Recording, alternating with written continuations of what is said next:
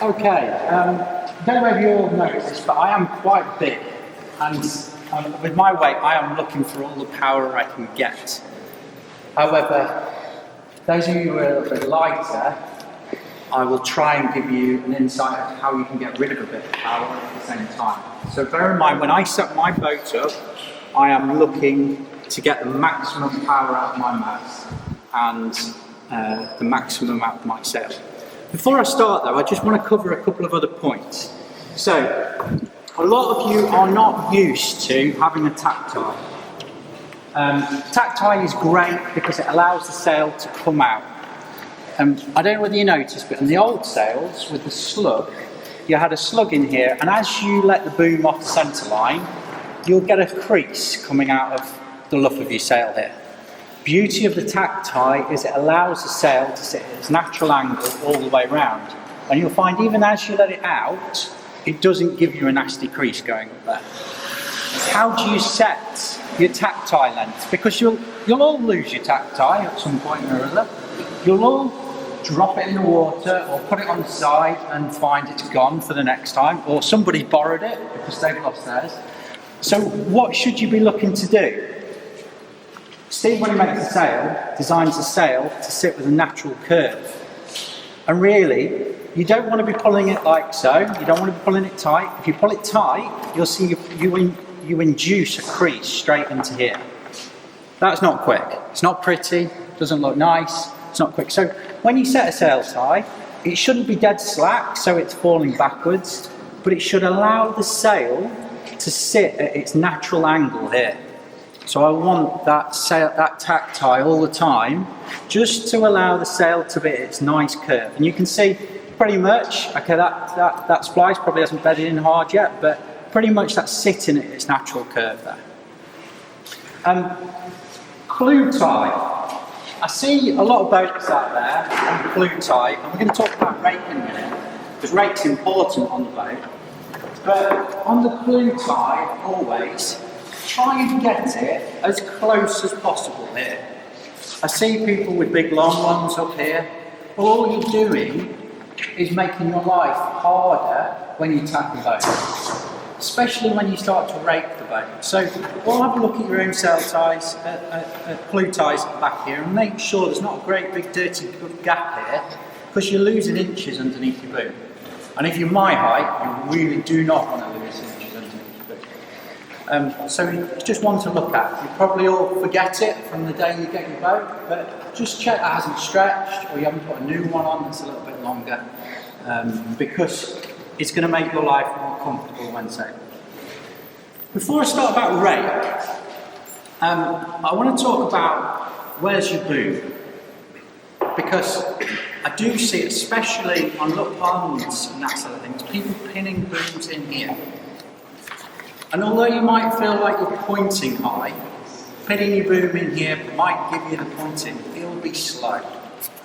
So always think about, I never on my own boat want my boom inside this side tank at the back here. It always wants to be at least out level with this side tank. And the temptation is, come round, pull it as hard as you can. Keep pulling. And we'll do it.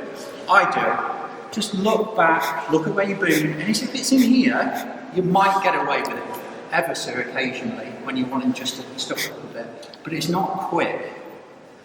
You look at the top guys in the fleet, and most of them, unless they're very, very light, have the boom at least in line or further out than the inside of the side tank.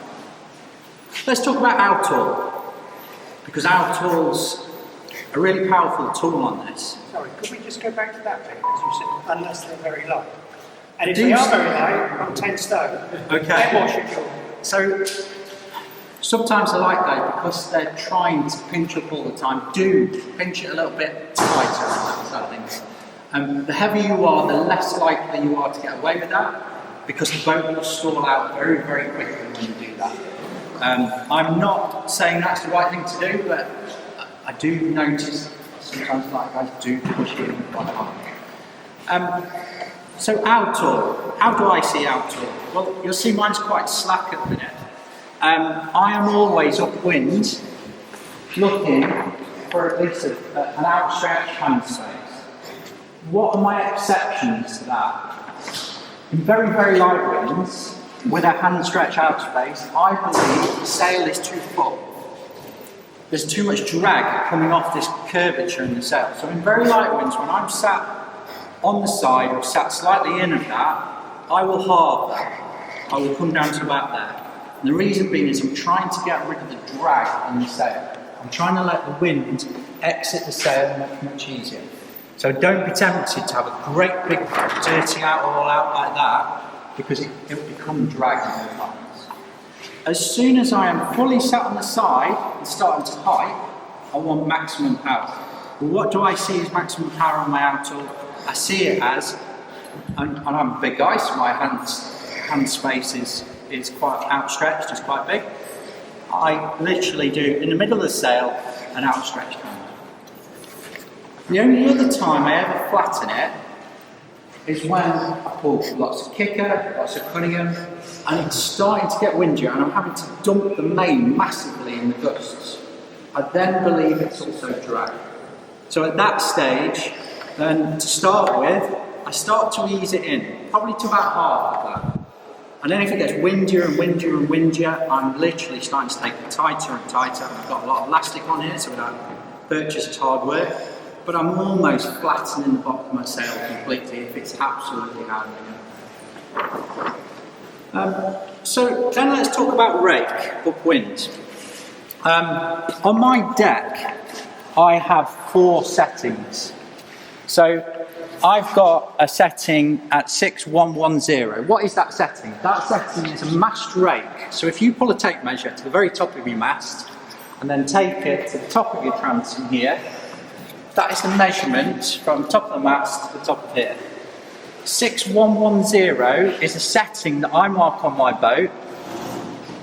And when I get to 6110, my shrouds have just become taut. There's a little bit of tension in there, not much. What do I use that for? I use that on a reach because I want to take all the slack out of my rig, and then when I get the gust, instead of the mast kicking forward and then the boat accelerating, you get the wind straight onto the sail and the boat automatically accelerates. Now, contrary to belief, on the run, I do the opposite. The reason I do the opposite is with the shrouds taut, when your boom goes out, like so, your spreader will not go forward. You'll see it gets to there, and then the sail starts to do a horrible S shape around your batten. So on the run, because most of you have got these swinging spreaders, you need to let enough tension off, and only just enough tension off, to let that leeward shroud, can you see it just flop forward? So with it on, you can see it push it back like so. I've let enough tension on to let it flop forward and let that sail sit at its natural shape. If it's not sitting in its natural shape, you're not getting the best out of the sail in that area. So just let enough tension off to let that shroud go forward. Okay, so that's downwind. When I'm downwind, the temptation on the run here is to pull the board right up, and I'm terrible for doing it. Cliff asked a question earlier, has anybody capsized here? Well, I have this year, and I'll tell you why I've capsized. It's because I'm taking too much board up on the run. I've now got, if you took my dag board out of there, marks on my dag board. I've put it in, I've got a marker showing the board quarter down. I will only use it at quarter down in the very, very, very light winds when I don't think there's going to be too much roll. As soon as it's got up to a sort of steady force 3, something like that, I'm always about half board because it stabilises the boat a bit for me. And the other thing that happens is the less board you have, the more rudder movements you have. And rudder movements just slow the boat down constantly. So although you might not have much drag on the centreboard, by oversteering because you haven't got enough dagger board down, you're just slowing your boat down. So have about half board and the boat will become more stable, more forgiving. On the reach, I'm down further. So on the reach, my board's probably just above the side decks somewhere. You don't want it you don't want it too deep because it's kicking you over, but at the same time you don't want it too high. It'll again make it want to tip over when you get the gust. So just be careful on board height. But let's talk about rake upwind. So, where are we? 60-50 is for me my upright setting. Upwind. When do I use that? I use 60-50 in light to medium winds. So when it's very, very light, that's where I'm set. The boom's nice and high. At this stage, I've got probably very little kicker on, just enough. I keep pulling my kicker till the top tail just starts to want to soar. And you'll get it to soar in those very, very light ones when you just sat on the side and just leaning in slightly. You will be able to pull enough kicker on just to get that top tail to soar. As soon as I start to hike, all I'm doing is putting more and more kicker. And you can see it's really starting to starve that front of the sail out already. And when it starts to starve it out like that, all I'm doing is applying a little bit of Cunningham just to get the front of the sail working again. And what it means is, you see, when Steve designs the sail, he's designing the fullest part about 40% back from the mast. As you pull that kicker harder and harder, it's going to 50%, 60%. So all I'm doing is putting a little bit on just to pull the fullness back forwards to that 40% mark. Okay, when I get to the stage where I feel like I am starting to struggle, so I've now it's got windier still, I've increased the kicker more. I'm now starting to drop the boom in the gusts, and that's elegant. First thing I'll start to do, once I've applied kicker and Cunningham, is rake the mast a little bit more. I've got another mark at 6,025 and another mark at 6,000. I don't automatically go from 60-50 to 6,000. I feel the boat. I let it off to the point where I think, oh, this now is feeling much more controllable. And if you feel like, oh, I need a bit more power, pull it back on again.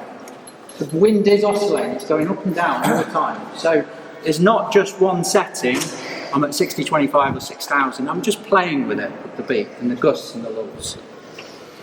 It's really important as you start to do that. My view on the board is, as soon as you rake from 60-50 down to 60-25, down to 6,000, that's the point where you start to lift board. So to start with, I'll lift it a couple of inches. And what does that do? It makes the boat easier to sail. It makes you feel like you're not fighting the boat as much as you were, and makes it more amenable to use. Everything gets easier. If I rake a little bit more and I go down to 6,000, or for the lighter of you, far further, you might be down to 5,990 or even less than that. Then at times when it's really windy, my board is up level with the side decks, and I'm progressively, it's a big board. If you look at some of the new designs that are out there, the dagger boards are only this wide, and they're actually, a lot of them aren't as deep as what we've got. So you've got a huge dagger board in there. You don't need it all when it gets that windy. So start to pull it up, get rid of it, and it will make your life easier when you're out on the water. At this stage, I'm again starting to pull more outhaul on, and I call it hands bleeding amount of Cunningham. I am literally pulling it as tight as I can. I generally don't get to a stage where I'm letting kicker back off. I would always keep it on, but for the lighter of you, yeah. When it gets that windy, let it go off. It'll help. It'll make life easier. That's how I sail my boat. It's very, very simple. I'm going to talk about lowers though, because lowers for a lot of people are a dark art. Some of you have got adjustable lowers, some of you haven't. For those of you with adjustable lowers, here's how I use mine. So up until the point I am properly starting to hike, my lowers are pretty much slack. So when I say pretty much slack, I probably pull them to that sort of tension. There's a little bit of play in there. As soon as I'm hiking fully, and I'm really pulling on the kicker and the booms there, I'm then getting hold of my lowers and taking all the slack out. I want to get rid of the slack. I want to hold this mast in column when I pull the kicker out. And then the kicker will start to make more of an effect up there and not down here. I'm keeping power in the downstairs of my mast. Oh, put the lowers on before you put the kicker on. Put the lowers on before. Now, as you start to rake, for those of you that are lighter, you want to leave them alone. Because the lighter guys, as they rake, and I need to pull the mast up before I do this, but I pull the mast back up like 60-50, and I'll pull the lowers on. When you rake, your lowers become slack again. You can see that. They've just gone slack again. That'll allow for the lighter guys, the bottom of the mast to bend. It'll take the fullness out of the sail and make your life easier. For the heavier guys, wanting to keep a bit of power downstairs, I actually, as I rake, so I go from here to here, I get a hold of my lowers and I pull them hard and still. And I really do pull them. Because I'm hammering more kicker, I'm hammering more Cunningham, but I want to keep some drive in the downstairs of my sail. I want to flatten the top, get rid of the top, and keep all the punch in this area. You can see I've still got a lovely sail shape in this bottom here. The lighter guys will want that flat as a pancake and almost humming like so. But the heavier guys probably want a bit more in this bottom section here to give them a bit more drive. And by pulling more lowers on as you rake, it keeps this nice and full for you and gives you a little bit more power as well. So that in essence is how I set my own boat up. For the lighter ones out there, there is a notion, and I think Alex goes down this stream, that you should have tight shrouds. Now you'll notice my shrouds going upwind are slack tension. There's no tension in there. You don't need the tension. And by having loose shrouds like so, it allows me as a heavier guy downwind to actually, my nose off, to actually pull my mast back upright. The negative of having tight shrouds when you're going upwind, like so having them tight now is, you can't get that mast back upright downwind, so you won't get the power back. Now for the lighter guys, you don't need it necessarily back downwind. But for the heavier guys, you want all the power you can get. So by shoving it back upright downwind, it puts more fullness in the shape, it gives you more power downwind, and really does give you a little bit extra to go out. So that's the theory behind how I set my own boat up. It won't be for everybody, and you might need to have more tension in here to bend the mast more, using the spreaders and that sort of things. But I don't personally use that. As for batten tension, for me, do I ever load them up tight? No. I literally, on my own boat, tighten them up till I'm losing the vertical creases, and that is it. You don't need to wind it till it wants to pop and that sort of things. It makes the tacks easier, it makes the jibes easier if you're not loading them up to high heaven. So for me, all I'm doing is tensioning them up just till I lose the vertical creases. No tighter. Okay, any questions? Yeah. Okay.